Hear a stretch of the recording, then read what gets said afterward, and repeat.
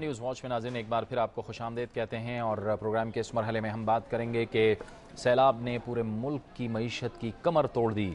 खैबर पख्तूनख्वा से होते हुए जनूबी पंजाब में दाखिल होने वाला जो सैलाब था उसने सिंध के सूबे में भी बदतरीन तबाहियाँ की। इस वक्त इमदादी कार्रवाइयों का सिलसिला जारी है और तीनों सूबों में वतन कार्ड्स की तकसीम का मरहला जारी है। इसके साथ साथ दीगर जो इमदादी सरगर्मियाँ हैं, रिहेबिलिटेशन का काम है, वो भी जारी है। लेकिन इस दौरान जो वतन कार्ड्स की तकसीम के मामलात हैं उसमें कई जगह पे खैबर पख्तूनख्वा में भी, पंजाब के अंदर भी और सिंध के अंदर भी बदनज़मी देखने में आई है और इस दौरान भगदड़ भी मची है जिससे कई अफराद ज़ख्मी हो गए हैं। सिंध के मुख्तलिफ इलाकों में भी इमदादी कार्रवाइयाँ जारी हैं और मुल्क से बाहर रहने वाले पाकिस्तानी बड़ी तादाद में इमदादी कार्रवाइयों में मशगूल हैं। लेकिन यहाँ पर सवाल ये पैदा होता है कि जो लोग वहाँ से इमदाद भेज रहे हैं वो बराह रास्त हुकूमत को नहीं भेजना चाहते बल्कि ख़ुद आकर तकसीम करना चाहते हैं। इसकी एक वजह हुकूमत पर उनकी बदएतमादी है। सिंध में भी ऐसी ही एक्टिविटीज़ जारी हैं। इस हवाले से हमारे नुमाइंदे सुल्तान ज़ई ने एक रिपोर्ट तैयार की है। आइए आपको ये रिपोर्ट दिखाते हैं। सैलाब का पानी जब खैबर पख्तूनख्वा के शहरों और देहातों पर शबखून मारने के बाद पंजाब में तबाही का खेल खेलता हुआ सिंध में दाखिल हुआ तो न सिर्फ सिंध बल्कि बलूचिस्तान के मुतअद्दिद शहरों और देहातों को भी बर्बाद करता हुआ समंदर में जा गिरा। सैलाब की तबाहकारियों के बाद बेघर होने वाले अफराद हुकूमत वक्त की जानिब मदद के लिए देखते रहे, मगर हुकूमती एहलकार इस मुश्किल वक्त में भी अपने रवैये से बाज न आए और लोग आज तक परेशान हैं। ये बात सभी महसूस कर सकते हैं कि इमदाद के हवाले से बैरून ममालिक का जज्बा इस मरतबा खासा कमज़ोर रहा है। शायद मौजूदा हुक्मरानों पर इनका एतबार नहीं है। यही वजह है कि बैरून ममालिक से इमदाद लाने वाले लोग अस खुद इसकी तकसीम और निगरानी पर जोर दिए हुए हैं। पाकिस्तानी नौजवानों पर मबनी रिलीफ इफ़र्ट्स कुवैत ने भी अस खुद की बुनियाद पर मुल्क भर के मुख्तलिफ इलाकों में भरपूर इमदादी सामान तकसीम किया। आसिफ शफी की सरबराही में काम करने वाले इस ग्रुप ने इमदादी कैंपों से हटकर देहातों में आबाद उन लोगों की भी मदद की है जो किसी रिलीफ कैंप में जाने के बजाय अपने ही इलाकों में सैलाबी पानी की लहरों से लड़ते हुए अपनी तबाही का तमाशा देखते रहे। सिर्फ गोट अकरो जामशोरों में 200 से ज़ायद तबाहशुदा घरों के मकीनों को राशन और कपड़ों की फराहमी के बाद रिलीफ इफ़र्ट्स कुवैत की टीम ने इन्हें जदीद खैमे लगाकर दिए ताकि सूरज की तपिश और ज़मीन की हिद्दत से इन मुतासरीन को बचाया जा सके। और तीसरे फेस में ये नौजवान NGO पीने का साफ पानी और उनके घरों के नए सिरे से तामीर पर तवज्जो दिए हुए हैं, जिसके लिए 2 कमरों के एक मकान का तखमीना 3 लाख से जायद लगाया गया है। यानी 200 घरों के लिए 6 करोड़ से जायद की रकम सिर्फ एक गांव पर खर्च की जाएगी। सबसे पहले जो चीज़ जो अब करनी है इंशाल्लाह वो घर है।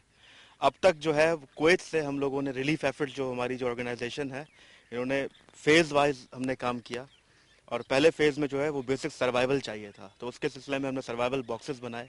दे वर गुड फॉर 6 पीपल, कोई 3-4 दिन के लिए वो हमने बना के जो है यहाँ से कोई 1500 डब्बे भेजे थे जो ऑल ओवर डिस्ट्रीब्यूट हुए। तो सर्वाइवल वहाँ से निकला। उसके बाद फिर एज हमारे पास रिक्वायरमेंट आती रही। अब जिस तरह टेंट्स की रिक्वायरमेंट आई क्योंकि रहने का प्रॉब्लम था काफ़ी ज़्यादा। पानी की यहाँ पे काफ़ी जो है वो प्रॉब्लम है, पानी गंदा है, छानते हैं, इनको हाइजीन का जो है वो इतना कॉन्सेप्ट नहीं है। तो that is something that we have to think about.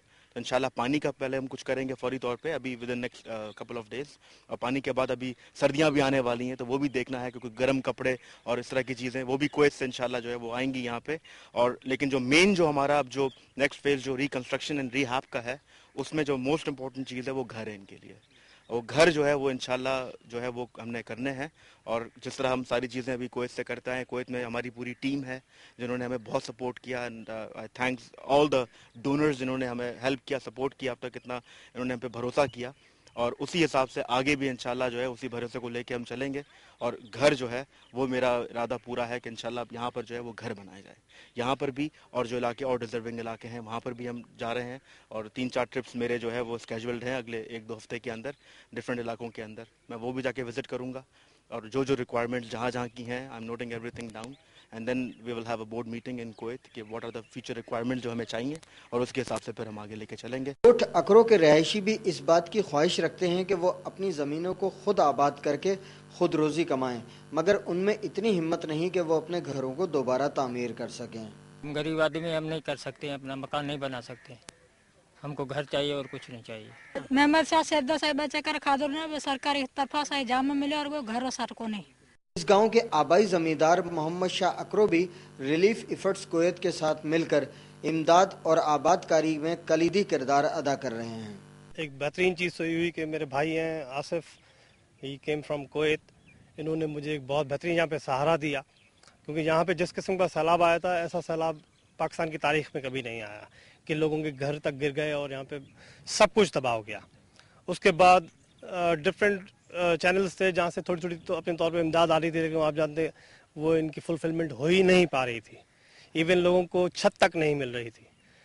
تو پھر میں نے آصف سے کانٹیکٹ کیا، انہوں نے مجھے وہاں سے بتایا کہ کویت میں ایک بہترین آرگنائزیشن کام کر رہی ہے، انہوں نے مجھے وہاں سے فوڈ اسٹف بھیجا یہاں پہ، twice they have sent me food for 200 families for a week, اور اس کے بعد انہوں نے کل ہی مجھے ٹینٹس دیے ہیں جو یہاں پہ لوگوں کو لگائے ہیں، اس کے نیچے بیٹھے ہوئے ہیں۔ اب یہاں پہ بڑا مسئلہ ایک پانی کا ہے، اور جیسے جس سے آپ پوچھیں گے وہ اس کی سب سے بڑی کرائے یہ ہے کہ ہمیں گھر نہیں ہے، ہمارے گھر گر گئے، اور لٹرلی انہوں نے گھر کئی سالوں کی محنت سے مزدوریاں کر کے بنائے تھے، اور اب اگر یہ خود سے وہ گھر بنانے کے لیے تو ان کی آدھی زندگی تو چلی گئی ہے، باقی آدھی بچی وہ گھر بنانے میں پوری پڑ جائے گی۔ اس سلسلے میں تنظیم کے ایک رکن شہریار کا کہنا ہے کہ ابھی ہم ریلیف ایفرٹس کویت کے امبریلا کے انڈر جو ہے جو یہاں پر کام ہو رہا ہے اس کو مانیٹر کرنے آئے ہیں بیسیکلی، اور یہاں پر اب تک جو کام ہو چکا ہے اس کو مانیٹر کر رہے ہیں کہ وہ صحیح یوٹیلائز ہوا ہے نہیں ہوا۔ جیسے ہمارے جو پریزیڈنٹ ہیں آصف صاحب، انہوں نے جو ہے وہ اپنی جو ہے رائے دی کہ ری ہیب کی سب سے زیادہ ضرورت ہے۔ شاہ صاحب سے بات ہوئی تو انہوں نے کہا کہ شیلٹر کی ضرورت ہے، ایک صاحب کہہ رہے تھے کہ فوڈ کی ضرورت ہے۔ تنظیم کے ایک اور رکن فیصل خان تباہ شدہ دیہاتوں میں مکانوں کی تعمیر کے ساتھ ساتھ مساجد اور مدارس کے قیام کے بھی خواہاں ہیں۔ جو تباہ کاری ہوئی ہے اور جو لوگوں کی مال مویشی جان کا جو نقصان ہوا ہے وہ دیکھ کے پہلے تو بہت افسوس ہوا ہے، اور اس کے بعد جو یہاں پہ ٹینٹ لگے ہیں وہ بھی جو ہمارے بھائی کویت میں بیٹھے ہیں جو ریلیف آرگنائزیشن کے لیے کام کر رہے ہیں اور جو وہاں سے سامان بھیج رہے ہیں اس کی مدد سے یہاں پہ آپ دیکھیں سارے ٹینٹ ادھر لگے ہوئے ہیں پیچھے۔ بھرپور امدادی کارروائیوں کا سلسلہ جاری ہے، ملک میں رہنے والے اور ملک سے باہر پاکستانی بڑھ چڑھ کر اس میں حصہ لے رہے ہیں۔ وقت ہوا چاہتا ہے ایک بریک کا، اور بریک کے بعد ہم بات کریں گے کہ نیٹو کی جو پاکستانی حدود کی خلاف ورزیاں کی ہیں اس پہ شدید رد عمل کا اظہار کیا ہے اور احتجاج ریکارڈ کرایا ہے۔ آج وزیر خارجہ نے اس کا ذکر ہوگا ایک بریک کے بعد۔